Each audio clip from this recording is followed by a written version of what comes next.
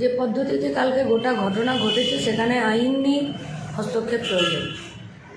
প্রশ্ন অনেকগুলো আসে, কিন্তু সংবিধান অনুযায়ী যে প্রশ্নটা প্রথম আসে সেটা হচ্ছে যে একটি ইডির রেড হওয়া সত্ত্বেও একজন ব্যক্তি সে কী করে যেখানে রেড চলছে সেখানে ঢুকে দলিল দস্তাবেজ নিয়ে বেরিয়ে চলে আসে এবং বাইরে সেটা সে নিজে স্বীকার করে যে আমি এটা নিয়ে বেরিয়ে চলে এলাম। প্রথম কথা এইটা। তাহলে যারা ডিউটি কর্তব্যরত অফিসার ছিলেন তাদেরকেও আইনি হেফাজতে নেওয়া দরকার।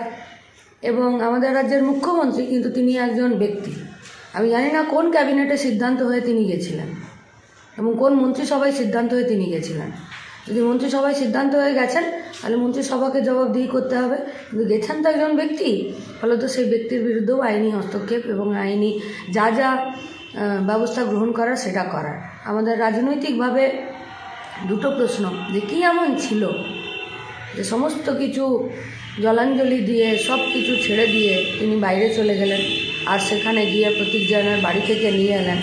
ওদের ছাগল ওরা লেজায় কাটবে মুড়োয় কাটবে, সেটা ওদের ব্যাপার। প্রতীকজনকে ওরা তৃণমূলের সুপ্রিমো বানাবে নাকি কাকে বানাবে, নাকি কে আইপ্যাক কে কী, আমরা ওইসব বলতে যাচ্ছি না। আমরা বলছি এমন একটি সংস্থা যাকে আমরা চিনি নির্বাচনী কনসালটেন্টি হিসাবে। আমরা বাজারে শুনেছি যে তারা নাকি 500 কোটি টাকা দিয়ে এদেরকে ভাড়া করেছে।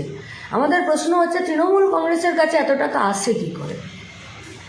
দিল্লিতে বিজেপির পার্টি আছে, পশ্চিমবঙ্গে প্রধান বিরোধী দল বিজেপি। বিধানসভার ভেতরে সমস্ত বিরোধিতার জায়গায় যতগুলো প্রশাসনিক জায়গা আছে সেখানে বসে আছেন বিজেপি, অথচ এই 500 কোটি টাকার হিসাব নেই। কোথা থেকে এলো এদের কাছে 500 কোটি টাকা বুদ্ধি ধার করার জন্য, বুদ্ধি ভাড়া করার জন্যে? আর কি এমন আছে ওই জিনিসে যে সমস্ত কিছু ছেড়ে দিয়ে আর তাকে সেটা বের করে নিয়ে আসতে হলো? তাহলে আমরা রাজীব কুমারে দেখেছি,